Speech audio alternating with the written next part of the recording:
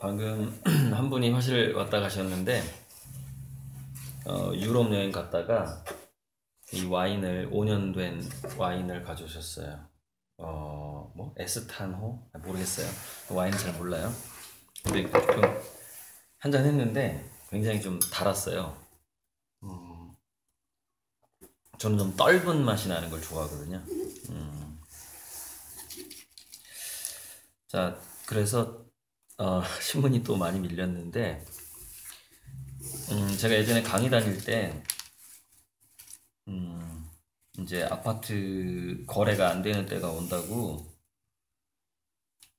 부동산 여유 있는 사람 빨리 팔라고 이런 얘기하고 다 돌아다녔거든요. 그래서 지금 서울 아파트 값이 5년 만에 최대 낙폭을 기록하고 있고 거래 한파가 오고 있다.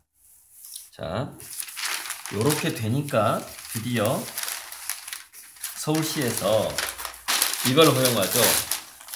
아주 기쁜 소식인데 사대문 안에 역세권 청년주택을 허용하기로 했다. 이게 굉장히 중요해요. 이게 이제 청년들이 돈이 없다 보니까 도심에 모이지를 못하고, 그럼 도심에 모이지를 못하면 문화적 혜택을 못 보게 되고, 또 서로 좀 분위기 좋게 만날 수 있는, 그리고 첨단 IT 시설이 잘 갖추어진 공간 내에서 서로 이렇게 협력이 가능한 기회가 줄어들게 되거든요. 사대문 안에 청년들이 줄어들게 되면. 그래서 역시 그런 생각이 들어요. 현재 우리나라 부동산과 재벌의 부동산 투기와 재벌의 나라다 이렇게 볼 수 있는데 일단 부동산이 망해야 되고 그래야지 새로운 기회가 오게 돼요. 그리고 재벌도 재편돼야 되는 것이죠. 그래야지 또 새로운 기회가 오게 되는데 바로 부동산이 망해가기 시작하고 빈 건물이 생기고 공실이 생기다 보니까 이게 허용이 된 겁니다.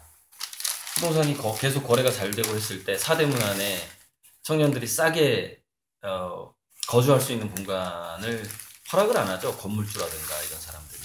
이제 임대가 안 되니까 오피스텔이 남아 도니까 이제 저런 새로운 기회가 오기 시작하는 것이죠. 폭염으로 사망한 사람한테 정부가 1,000만 원씩 지원금을 준다는 뉴스가 나와 있는데요. 한파로 숨져도 마찬가지고요. 한파를 막고 폭염을 막는 어떤 기구, 텐트, 그런 단열재 이런 사업이 굉장히 커질 것 같습니다. 앞으로. 자, 매일경제 신년기획 청년이 미래다라는 기획 기사에 이렇게 미국의 어떤 의과대학을 합격했는데 그 의대를 포기하고 패션 디자인으로 진출한 청년이 소개가 되고 있어요. 그래서 정말 자기가 하고 싶은 일을 해라 이렇게 되고 있는데 여러분 중국에서 공부 잘하는 중국은 좀 이렇게 좀 유행을 많이 타잖아요. 중국에서 공부 잘하는 애들은 의대 안 가기가 대규모로 성적이 좋은 애들이 중국에서는 의과대학을 안 가고 있다. 그런 보도가 나온 적이 있거든요. 최근에 제가 신문 칼럼에 스카이캐슬이라는 JTBC 드라마 이야기가 나와서 잠깐 봤어요. 그냥 가관이더라고요. 근데 뭐 서울대 의대 보내겠다고 아주 난리던데 굉장히 지금 아이들을 서울대 의대를 보낸다. 그 어떤 의대를 할지라도 정말 자기는 의사가 되지 않으면 죽어버리겠다. 이런 애 아니면 저는 안 보냈으면 좋겠어요. 개인적으로. 또는 의학 공부를 하나의 과정으로 생각하는 사람. 그걸 일단은 기본적으로 의사 자격증을 따고 그 다음에 나는 바이오 산업에 진출하고 연구원이 되고 뭐 창의적인 연구를 하겠다 뭐 이렇게 생각한다거나 그러면 가도 되죠. 그렇지 않고 95%, 그러니까 인간이 걸린 질병의 95%는 대략 95% 정도는 빅데이터화가 가능하고 인공지능에 의해서 진단과 치료 같은 게 가능해지는 날이 굉장히 빨리 다가오고 있어요. 그래서 무슨 얘기냐면은 의과대학을 나온 인간은 소수의 인간을 다뤄야 되는 거죠. 그러니까 대중적인 직업이 안 돼버리는 거죠. 대중적인 직업은 빅데이터에 의해서 인공지능 의사한테 점점 넘어갈 수밖에 없는 것이죠. 그래서 의과대학은 결국에는 연구원들을 배출하는 곳으로 점차적으로 바뀌게 되는 것이죠. 그러니까 어떤 돈하고 상관이 없는 거예요. 그러니까 월급 받고 연구를 한다거나 벤처기업을 차린다거나 뭐 그런 식의 방법으로 가게 되는 것이죠. 그러니까 고액연봉 의사 이런 식으로 꿈꾸기는 지금 갈수록 어려워진다. 그렇게 봐야 되고요. 조금 전에 제가 와인 한 잔을 했는데 이 부분에 있어서 도움이 되죠. 혈관 질환. 그러니까 과음이 아니었을 때 와인은 오히려 혈관 질환을 예방하고 하는데 도움이 되고, 암의 문제 같은 거, 혈관 질환의 문제 같은 게 그 암의 문제는요, 자존감하고 밀접한 관계가 있거든요. 그 삶의 자존감.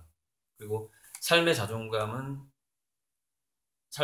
뭐하고 관계가 있냐면은 자기가 매일매일 살아가는 일상에 대한 만족도라든가 자부심이라든가 보람을 느끼는 정도, 이것과 관계가 돼요.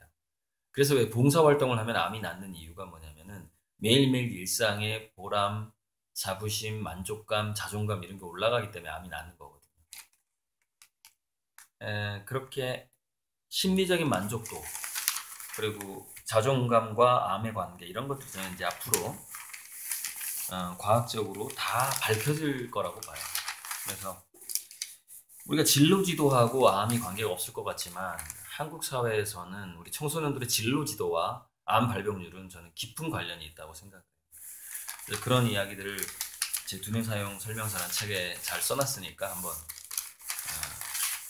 참고해 보시기 바라고요. 그런 얘기 하려면 뭐 몇 시간 걸리니까.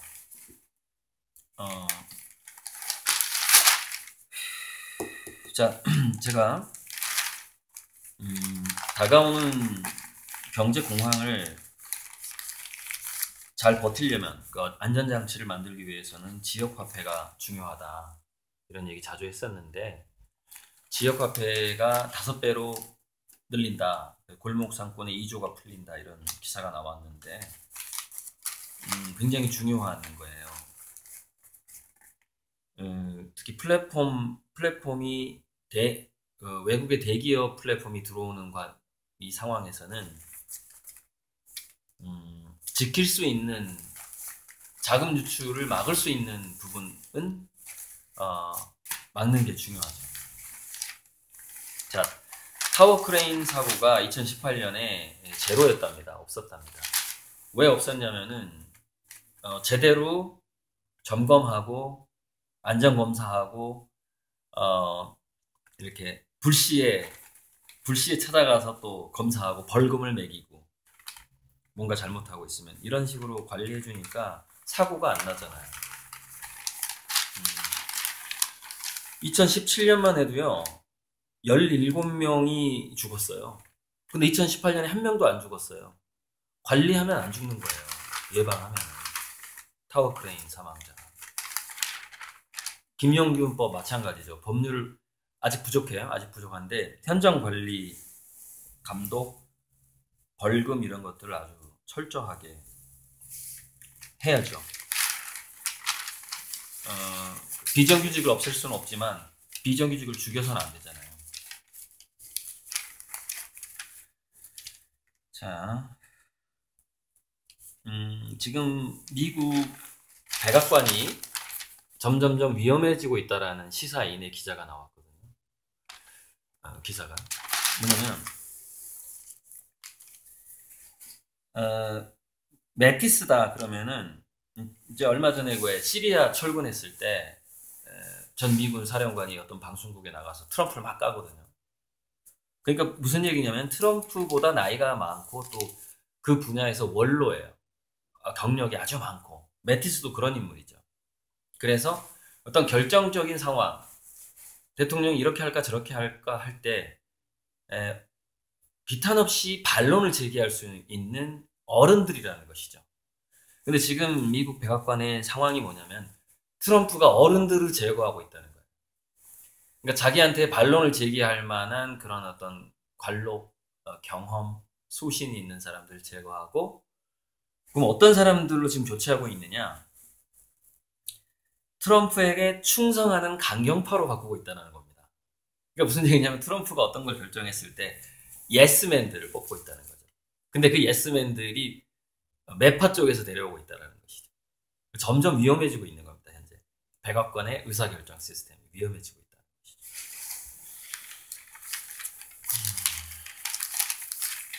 이런 게 다 전조 증상입니다. 전조 증상.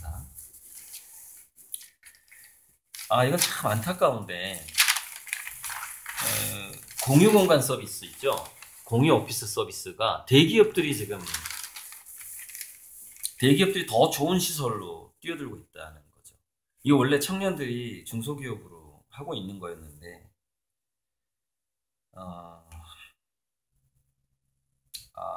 참 이걸 막을 수가 없네요. 이 사용자들은 대기업이 뛰어든 공유 오피스를 더 좋아하게 될 텐데 여러 가지로 더 편하고 조금 더 교통이 좋은 곳에 그 빌딩에 위치할 가능성이 많고 하다 보니까 그런 것 같아요. 왜 국가에서 그런 거 발표하잖아요. 어떤 영역은 중소기업들이 먼저 시작하게 하고 대기업은 여기 들어오지 말아라 라고 묻잖아요. 그럼 대기업은 그 바깥에 있는 또 다른 중소기업이 할 만한 것들을 또 건드려요. 또 들어와요. 그럼 또 막을 거예요, 정부가. 저는 여기서 그게 느껴지거든요. 그러니까 이 공유 오피스 같은 경우에는 대기업이 들어가지 말아라라고 한 적이 없는 것 같아요. 기억이 안 나거든요. 지금까지 뉴스나 신문에서. 그러니까 뭐 빵집은 하지 말아라 뭐 그런 거 있었잖아요.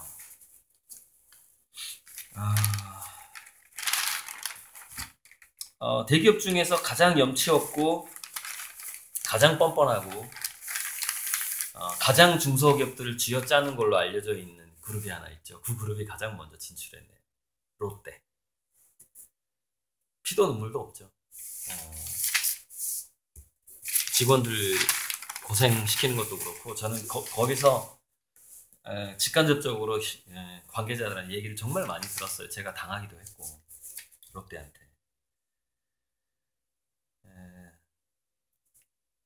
자, 우리나라 그 제조업이 그동안 왜 이렇게 우리가 위험의 외주화를 하게 되었고 대기업은 돈을 버는데 중소기업은 갈수록 망해가게 되었느냐면 바로 이것 때문입니다. 혁신 없는 단가 착취가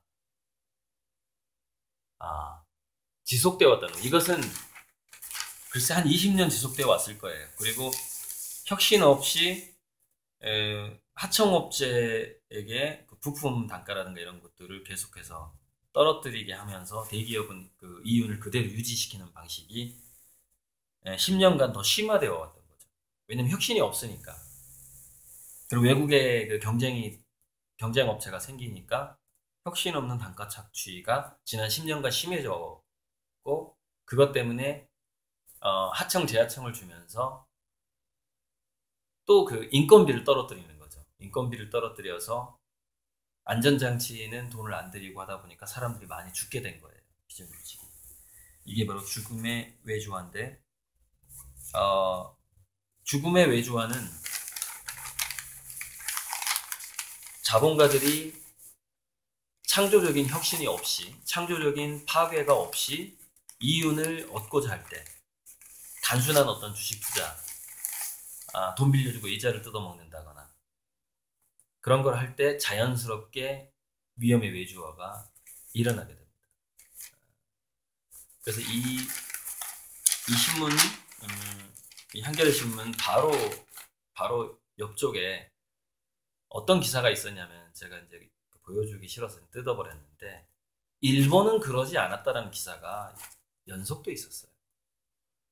그러니까 한국은 단가 착취로 그 큰 기업들이 이윤을 가져갈 때, 일본은 단가 착취가 아니라 아래 업체들, 부품 업체들 단가 착취가 아니라 스스로 혁신을 해왔다. 그런 기사가 한국과 다르다, 이런 기사가 있었거든요. 그것이 이제 일본도의 그 어떤 일본인들이 가지고 있는 굉장한 장점이죠. 장인 정신, 그리고 부자라면 약자에게 빨대를 꼽는 방식으로 그 부를 유지하지 말라는 어떤 그런 미덕이 남아 있거든요. 그게 원래 우리 고려 상인들의 정신이었단 말이에요. 우리 한국이 가지고 있던 정신이었죠. 그 한국이 가지고 있던 정신이 일본에는 남아 있는데, 한국은 급속도로 자본화가 되면서 그 정신이 사라져 버린 상황이에요.